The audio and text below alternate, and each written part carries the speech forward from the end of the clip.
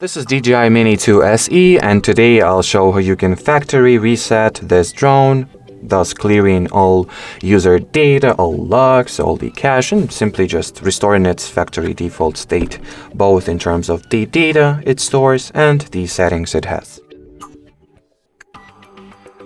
So to start, you will need to boot everything up, connect everything together, make sure that everything is connected rather. Now launch the DJI Fly app on your phone, enter the camera view or flying interface, go into settings, then here select the about section, scroll all the way down and tap at the clear all data option. Before you do that, make sure that you read all those warning text, and once you're ready, proceed, and this way factory reset your drone, and well, the drone itself should be reset in order for those changes to be properly applied. So thanks for watching, thanks for your attention. As you can see, it is getting reset now, by the way. So once again, thanks for watching, thanks for your attention, and bye-bye.